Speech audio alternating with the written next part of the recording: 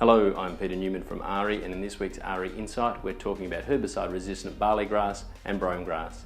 Michelle Owen from AHRI conducted a random survey of Western Australian cropping fields in 2010. She visited 466 paddocks and she only found 4 populations of SU-resistant barley grass. That same survey found over 450 populations of SU-resistant ryegrass. So why the big difference? Why do some species evolve resistance faster than others? So we got talking about this in the AHRI corridors, and this is what we came up with. So it's largely because these species, brome grass, barley grass and wild oats as well, and there are others, are self-pollinating species. So what impact does that have? Self-pollinating species are typically less genetically diverse because they haven't been sharing their genes around for generations. Also, these weeds, barley grass, brome grass, they're in fewer numbers in the wheat belt. One, because they set fewer weed seeds per plant than say ryegrass does, and also we didn't seed these weeds. We sowed ryegrass all over Australia for sheep feed.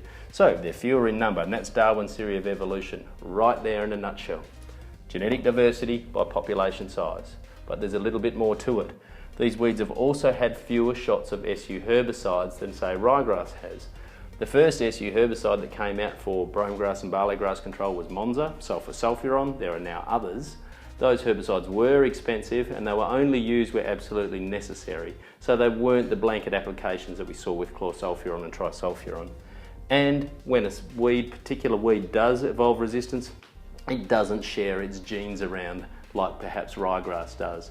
So that's in a nutshell why barley grass and brome grass evolve resistance more slowly. You'll also see in AHRI Insight there's a banner at the bottom of the screen.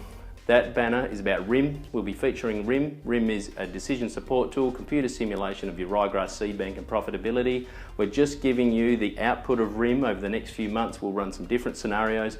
It'll only take a minute or two to have a look at. So have a quick look at RIM while you're looking at AHRI Insight.